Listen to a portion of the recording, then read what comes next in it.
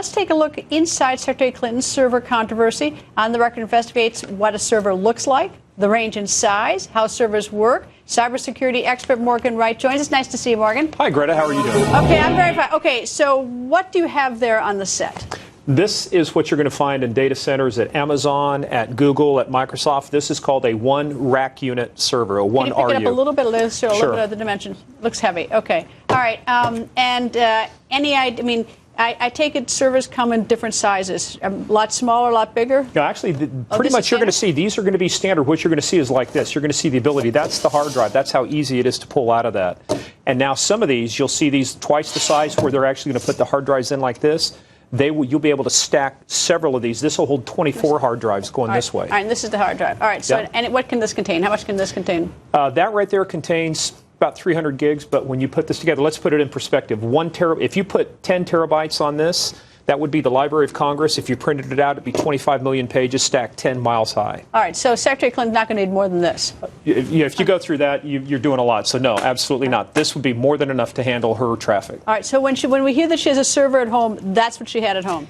We don't know for sure. I haven't seen what it looks like, but if somebody installed it and they took it to a data center in New Jersey, chances are it would have to be something like this for them to really support it and integrate it. But definitely with Platte River folks like that, when you say we're going to host it and manage it for you, you're going to have something that looks like this. All right, so we understand the server went from her home to a data center in New Jersey, and then the data was then transferred to Denver to this the Platte River place. Now, when it was transferred into Denver, how was it transferred? By the hard drive and the server, or some other FTP line, or what? Yeah, so FTP for folks, file transfer protocols. You'd have the server here in New Jersey. You'd have the server here in Denver.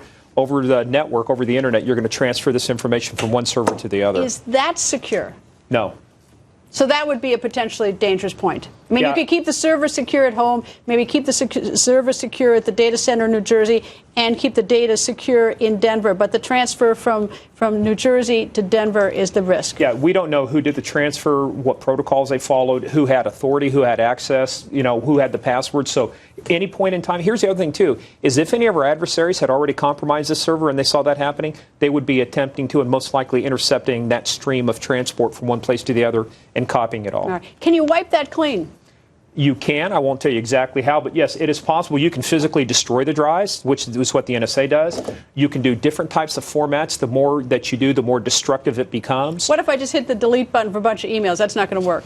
No, that's it has to be done professionally. It has to be done professionally. And if you do that, the more you do now, the tougher it is for the FBI. I train guys from the FBI, law enforcement, on how to recover for this from seized media. I will tell you, the more times you wipe it, it does become extremely tough to do that. But based on what we're hearing so far, if it was just a simple wipe, that probably could be recovered fairly easily with the technology the FBI has. All right. Well, we need to get more information to find out exactly what happened. Your new portable email server. Indeed. Anyway, Morgan, thank you. Thanks, Greta.